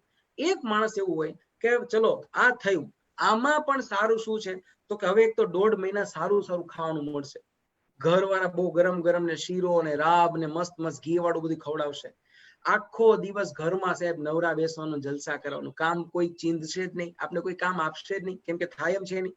બીજું, કેટલા બધા સગાવાલા મળવા આવશે, જે અત્યાર સુધી ઘણા સમયથી મળતા નતા, હવે આવશે મળવા, મારે કોઈને બોલાવાય નહીં પડે ને આવશે. સાહેબ કન્ટિન્યુ ફોન ચાલુ રહેશે, તબિયત કેવી છે શું છે. તો આ બધા પોઝિટિવ એના સાઈડ ઇફેક્ટ છે, અગર એ તમને જોતા આવડે તો એવી રીતે આ બધા લાઈફના એવા તમારો આ નજરિયા કહેવાય છે ને, કે અગર જો આ કરતા આવડી જાય તો કોરોનામાં પણ કુદરતે તમને આપ્યું છે. અને હું એવું માનું છું પર્સનલી કે કુદરત છે ને સાહેબ કોઈ પણ પ્રોબ્લેમ આપે ને એની પહેલા સોલ્યુશન આપી દે, કોઈ ચિંતા આપે ને એની પહેલા તમને એનું સમાધાન આપી દે. બસ તમારું નજર હોવી જોઈએ, એ હોય. આ બે વાત છે કે તમારે શું થવું છે. કહેવાય ને રામાયણમાં એક બે બેસ્ટ એક્ઝામ્પલ છે રામનું, કે એ માણસને કઈ કલ્પના નથી કે આગલે દિવસે સાંજે એને એવું ડિસાઈડ થયું હતું કે કાલે તમારો રાજ્યાભિષેક છે, એન્ડ હી વોઝ સેઇંગ કે ઓકે થેન્ક યુ, હું કરી લઈશ રાજ્યાભિષેક, હું પ્રજાની ભાગદોડ મારા હાથમાં લઈ લઈશ. અને બીજે દિવસે સવારે એમ કહેવામાં આવે છે કે ભાઈ તારે નીકળી જવાનું છે વનવાસ ઉપર, તો અગેન હી સેઝ ઓકે હું નીકળી જઈશ. તો આ એટીટ્યુડ છે કે જે થાય છે સારા માટે થાય છે, રાઈટ? એ એટીટ્યુડ જો આપણામાં આવી જાય ને સાહેબ, આપણે રામ તો ન બની શકીએ પણ રામમાંથી થોડુંક તો ચોરી શકીએ ને સાહેબ, કે એટલું કરીને કામ. જો આ વસ્તુ શીખવા જેવી છે કે જે થાય છે સારા માટે થાય છે, અને જે થયું એમાં સારું શું થયું એ નજર કરો, ગુણગ્રાહી દ્રષ્ટિ રાખશો એટલે ગુણ મળે જ સાહેબ. દુનિયાના ખરાબમાં ખરાબ માણસમાં પણ તમને એક ગુણ તો સારો મળે જ. તો પછી આપણી સાથે અને આપણામાં અગર ધ્યાનથી ઊંડું જોવામાં આવે તો ઘણું બધું સારું મળે. તો બસ એ એટીટ્યુડ આપણામાં આવી જાય સાહેબ, તો હું નથી માનતો કે કોરોના તમને સેજ પણ હેરાન કરી શકે. ઉલટાનું હું માનું છું કે આ સમયગાળો તમને પ્રોડક્ટિવિટી આપશે અને સારું એવું રિઝલ્ટ આપશે, જે એટલીસ્ટ મને તો આપ્યું છે. મને મારા મેન્ટરે જે શીખવાડ્યું હતું એ પગલે હું ચાલવા માંડ્યો છું, અને આજે હું દિવસ પછી દિવસ મને ફીલ થાય છે, અને જે મારી સાથે જોડાયા છે એને બી ફીલ થાય છે કે યસ તારામાં ઘણું બધું ઇમ્પ્રુવમેન્ટ છે. આ ઇમ્પ્રુવમેન્ટ લર્નિંગ એટીટ્યુડ રહેવો જોઈએ. બસ આ શીખતા રહીએ, પોઝિટિવ મેન્ટલ એટીટ્યુડ હોય તો સાહેબ હું માનું છું જીવન ખરેખર બહુ મજાનું છે. બિલકુલ બિલકુલ. દીક્ષિતભાઈ, બહુ એક સારો ક્વેશ્ચન આવેલો છે કે હવે આવનારા દિવસોમાં દીક્ષિત તેરી એની સ્ટ્રેટેજી શું હશે? હા, મારી સ્ટ્રેટેજી એક તો મેં જો કે શરૂઆતમાં જ કીધું કે સાહેબ હું ઈચ્છું છું કે હું લોકો સુધી વધારે ને વધારે નોલેજ પહોંચાડી શકું, કે તમારી પાસે આમ કહેવાય ને આમ અસીમ શક્તિઓ છે માઇન્ડની, તો એને લઈને ઘણું બધું કરી શકું. જે મેં મારી લાઈફમાં ઘણા ટ્રાન્સફોર્મેશન મેં ફીલ કર્યા છે, બરાબર. એવા એકની હું મારા વર્કશોપમાં ઘણા એક્ઝામ્પલ આપું છું કે એક સામાન્ય માણસથી આજે હું લોકોની લાઈફ ચેન્જર સુધી ત્યાં સુધી આવી ગયો છું. તેની પાછળ ઘણું બધું છે ને એ છે માઇન્ડની અસીમ શક્તિઓ. બસ એને સમજો. એટલે મેં એક નક્કી કર્યું છે, જે લોકડાઉન પહેલા બી હું કરતો હતો, પણ હવે લોકડાઉન પાછું રીઓપન થાય અને હું લોકો સુધી ફેસ ટુ ફેસ પહોંચું એ પહેલા મેં નક્કી કર્યું છે કે મહિનામાં દર મહિને 2 અલગ અલગ ટોપિક ઉપર હું ઓનલાઈન વર્કશોપ કરીશ, રાઈટ. જે મારું ફેસબુક પેજ છે આના ઉપર બી માહિતી આવશે એની, મારી ટેલિગ્રામ ચેનલ છે દીક્ષિત તેરૈયા, મારી યુટ્યુબ ચેનલ છે દીક્ષિત તેરૈયા, મારું ઇન્સ્ટા આઈડી છે દીક્ષિત તેરૈયા, જેના પર હું બધાને જાણ કરતો રહીશ. અને એ ઓનલાઈન ના માધ્યમથી મહિનામાં એટલીસ્ટ વાર 2 વાર લોકો સુધી પહોંચીશ, અલગ અલગ ટોપિક સાથે મારા વર્કશોપ, મારા સેમિનાર લઈને, જેમાં ફ્રી અને પેઇડ બને હશે. એવું નથી, પેઇડ ફ્રી પણ કેટલા બધા હોય છે જે હું ડિક્લેર કરું છું, લોકો જોડાઈ શકે છે એમાં, એના માધ્યમથી. બીજું એક જે મારી ઈચ્છા છે આજના સમયમાં, જેમ 2018 નો એક સર્વે હતો WHO નો, કે ઇન્ડિયામાં 86% લોકો અંડર સ્ટ્રેસ છે, 86% ટોટલ પોપ્યુલેશનના 86%. તો એ અંડર સ્ટ્રેસ લોકોને આજે એક વાતની બહુ જરૂર છે ને, એ છે કાઉન્સેલિંગની. તો જે મેં સર્વિસ શરૂ કરી છે અને હું ઈચ્છું છું કે લોકો એને મારા સુધી આવી અને એના અંદરના પ્રશ્નો રજૂ કરે, જેનું હું મારી પાસે રહેલું જ્ઞાન, નોલેજ અને અનુભવ પરથી, અને જે હું શીખ્યો છું ટેકનિકલી માઇન્ડ વિશે અને આ બધું મેનેજમેન્ટ વિશે, એનાથી એનું કાઉન્સેલિંગ કરી અને એને જીવનમાં મદદરૂપ થાવ. તો મેં એક એ શરૂ કર્યું છે કે લોકો મારો કોન્ટેક્ટ કરી શકે અને કોન્ટેક્ટ કરીને હું એને પર્સનલ ટેલિફોનિક કાઉન્સેલિંગ આપું છું, રાઈટ. તો આ 2 કામ છે અત્યારે મારા ફ્યુચર સ્ટ્રેટેજી છે, કે મહિનામાં 2 વખત લોકો સુધી પહોંચવું ઓનલાઈન ના માધ્યમથી, ત્યાં સુધી જ્યાં સુધી લોકડાઉન શરૂ છે ત્યાં સુધી, અને અલગ અલગ ટોપિક્સ ઉપર લોકોને અવેર કરવા. બીજું કે જે મેં કીધું પર્સનલ કાઉન્સેલિંગ, કે જે ઈચ્છું છું, કોઈ માણસ જાહેરમાં ન કહી શકે મને, પણ ઘણાના જીવનમાં ઘણા બધા એવા પ્રશ્નો છે કે જેનું એને સોલ્યુશન નથી મળતું, તો એ પ્રશ્નોનું ડાયરેક્ટલી મારી સાથે પર્સનલી વાતચીત કરી અને એનું સોલ્યુશન લાવી શકે. બસ આ 2 કામ એવા છે ને હું એવું માનું છું કે આ 2 કામ ઇટ્સ અ કાઇન્ડ ઓફ કે કુદરતનો આશીર્વાદ છે, કે કુદરતે મારી પસંદગી કરીને આજે આપણે મળ્યા, અને તમારા થકી આજે હું ખબર નહીં કેટલા હજારો લોકો સુધી પહોંચીશ, તો તમને પણ થેન્ક યુ. કેમ કે આ એક એવું કામ છે કે આ કામના માધ્યમથી સર ઘણા બધાની લાઈફમાં પોઝિટિવ ચેન્જ આવશે. મારી પાસે એવા કેટલા એક્ઝામ્પલ છે સાહેબ, કે જે હું નામ ન લઈ શકું, કેમ કે કાઉન્સેલિંગનો રૂલ હોય, કોઈ પણ કાઉન્સેલિંગ કરવા હોય એનો પહેલો રૂલ હોય, નૈતિક એક અમારી ફરજ હોય કે એનું નામ, એડ્રેસ અમે ગુપ્ત રાખીએ. સર મેં 2 લોકોને સુસાઇડ કરતા બચાવ્યા છે, જે આજે પણ મારી સાથે જોડાયેલા છે. સર મેં 5 લોકોને લાઈફમાં ડિવોર્સ થતા રોક્યા છે, અને કેટલાય એવા છોકરા, સૌથી વધારે, કે જે એના પપ્પા કે મમ્મી સાથે બહુ ખરાબ રિલેશનમાં જીવતા હતા સાહેબ, એ લોકોને મેં મન ભરીને ખાલી કરાવી દીધા, રડાવી, અને એના પપ્પા મમ્મી સાથે આજે એ લોકો બહુ ખુશ રહે છે. એના કેટલા 2 વાલી એવા છે કે એના પપ્પાનો ફોન આવ્યો કે સાહેબ જે હું 6 વર્ષમાં ન કરી શક્યો એ તમે 2 દિવસમાં કરી દીધું. સાહેબ તમને ખબર નથી, તમે મારી 10 વર્ષ ઉંમર વધારી દીધી. કેમ કે એક બાપને શું જોઈએ સાહેબ, બીજું કે એનો છોકરો કે એની છોકરી સાહેબ જો એને પ્રેમથી વળગે નહીં તો એ કેટલો દુઃખી હોય. અને એ જ બાપને અચાનક એક દિવસ સરપ્રાઈઝ મળે કે એ સૂતા હોય અને છોકરો છોકરીને જેમ ચોંટી જાય, તો વિચાર કરો એની ફિલિંગ કેવી હશે. તો મતલબ આવું કામ જયારે કરવા મળે ને ત્યારે આપણે એમ થાય કે ખરેખર આપણા ઉપર કુદરતના અસીમ કૃપા, આશીર્વાદ છે કે અમે નિમિત્ત બનીએ છીએ કોઈ એવા સારા કામ માટે. બસ આ કામને આગળ વધારવું છે. બહુ બધી અવેરનેસ ફેલાવી છે. એટલીસ્ટ ગુજરાતમાં તો આ જેટલું થઈ શકે એટલા લોકો સુધી પહોંચવું છે ઓનલાઈન ના માધ્યમથી. બિલકુલ બિલકુલ. થેન્ક યુ સો મચ દીક્ષિતજી. તમે ઘણું બધું તમારું જે આટલા વર્ષોનો અનુભવ છે એ તમે આ 1 કલાક, સવા કલાકમાં એનો નિચોડ તમે આપી દીધો. બીજો એક નાનકડો એક છેલ્લો સવાલ, કે આજના મિરર ઇમેજ ટોક શો ના અનુભવ વિશે આપ શું કહેશો? બેસ્ટ અનુભવ સાહેબ. મને ઓનેસ્ટલી કહું, આ તમે કીધું ત્યારે ખબર પડી કે કલાક થઈ ગઈ છે. પેલા તો મને હવે ખબર પડી તમે બોલ્યા ત્યારે. સર મિરેજ ઇમેજ ટોક શો છે ને, એકચ્યુઅલમાં એવું કામ કરે છે જે મને ગમે છે. જેમ અમે લોકો સુધી અવેરનેસ ફેલાવીએ છીએ કે એને એક પ્રોપર એક સેવા જેવું કામ કરીએ છીએ જેથી લોકોના લાઈફમાં ચેન્જ આવે. સર આજે તમે આ જે કોન્સેપ્ટ લાવ્યા એના થકી તમે, હું માનું કે આઈ થિંક 35મો તમારો ટોક શો છે, 35. તો સાહેબ તમે એટલા અલગ અલગ ફિલ્ડના અલગ અલગ એક્સપર્ટને બોલાવી અને લોકો સુધી જે ફ્રીમાં તમે એના સુધી પહોંચો છો આ લોકડાઉનના સમયમાં, હું માનું છું sir this is the best work ever. કેમ કે એકી સાથે 35 અલગ અલગ, અને હજુ તમે ખબર નહીં કેટલા આગળ લઈ આવશો, મને વિશ્વાસ છે ઘણું બધું આ શરૂ જ રહેશે. તો લોકોને ઘર બેઠા ફ્રીમાં અગર તમે એક પણ સારો વિચાર આપો છો સાહેબ, it means you are doing super great work. તો હું તો બે હાથ જોડીને થેન્ક યુ કહું છું તમને કે તમે મારા વિચારો કેટલા સુધી પહોંચાડ્યા, અને કેટલા બધા સાહેબ તમને મનોમન થેન્ક યુ કહેતા હશે, ચાહે કમેન્ટ કરે કે ના કરે, કે sir it's a really nice concept, અને આને મારી વિનંતી છે કે ચાલુ રાખજો આમનામ, ચાહે લોકડાઉન પૂરું થાય પછી પણ, કારણ કે બહુ ઉપયોગી છે સાહેબ. લોકોને 1 કલાકના ટોક શો માંથી એક વાત પણ જો લાગી જાય સાહેબ, તો પણ એની લાઈફમાં ઘણો બધો ચેન્જ આવે. બસ આવું કોઈ એકની લાઈફ બી આપણે બદલાવી શકીએ તો હું માનું છું સાહેબ આ ટોક શો ને સતત ચાલુ રાખવો જોઈએ. બિલકુલ બિલકુલ. થેન્ક યુ સો મચ દીક્ષિતજી. તમે તમારા વિચારોનો, તમારા જે પણ વર્કશોપ છે એમાં તમે સ્પીચ આપતા હો છો, એનો તમે અમને લાભ આપ્યો. આવનારા દિવસોમાં પણ તમારા વર્કશોપમાં, તમારા વેબિનારમાં ઉત્તરોત્તર પ્રગતિ થતી રહે એવા Thank you. Talk show team વતી હું અમિત ત્રિકમાણી આપને ખૂબ ખૂબ અભિનંદન આપું છું. સાથે સાથે thank you so much Sanjayji, જેઓ આપણા મિલેનિયમ ટોક્સના પ્રમોટર્સ છે, જેઓ ફેસબુકમાં ઘણી બધી એક્ટિવિટીઝ કરી રહ્યા છે. ડ્યુરિંગ લાઈવ વેબિનારમાં પણ તેઓ કાર્યરત હતા. તો થેન્ક યુ સો મચ સંજયજી ફોર જોઈનિંગ. સો મચ દીક્ષિતજી, thank you so much Thank again. you. આજે Thank you. ઘણા બધા કમેન્ટ્સ આવી રહ્યા છે, અરાઉન્ડ 140 પ્લસ કમેન્ટ્સ છે, Wow. જેને ઓછા સમયનો આપણે ટાઈમ ડ્યુરેશન નથી કરી શક્યા. તો ડેફિનેટલી તમે ફેસબુક પેજમાં બધી કમેન્ટ્સ છે, તમારા ટાઈમ મુજબ તમે એમને આભાર વ્યક્ત કરી લેશો. Sure thank you 100% so much સાહેબ. ફોર સાહેબ જોઈનિંગ. તમારો આભાર. થેન્ક યુ ફરી વખત તમારો મિરર ઇમેજ ટોક શો નો અમિત સાહેબ આપનો ખાસ આભાર કે તમે પસંદ કર્યો કે સર તમે આવો પ્લેટફોર્મ આપ્યું મને, હું લોકો સુધી પહોંચી શક્યો, અને મારી અંદરની બે સારી વાતો લોકો સુધી પહોંચાડી શક્યો. મને વિશ્વાસ છે કે આજનો આ ટોક શો એટલીસ્ટ એક માણસનો જિંદગી તો બદલાવશે, થોડુંક તો સારું આપશે. અને હું માનું છું ત્યાં સુધી અગર તમે દિવસમાં, આ મારો મોટો છે સાહેબ, કે હું સવારે ઉઠું ત્યારે સાંજના શું ત્યાં સુધીમાં હું 2 માણસને હસાવી દઉં ને, એટલે મને એમ લાગે કે આજનો દિવસ સારો. તો બસ આપણે આ કામ સરસ કરીએ છીએ. અને થેન્ક યુ સો મચ સાહેબ વન્સ અગેન. તમારો બધાનો, સંજયભાઈનો ખૂબ ખૂબ આભાર સાહેબ. Thank you. Thank you so much. Thank you દીક્ષિતજી. આજે તમારા ટોક શો વતી ઘણું બધું શીખવા મળ્યું મને પણ, જે હું નતો જાણતો એ પણ આજે શીખવા મળ્યું. So thank you so much sir.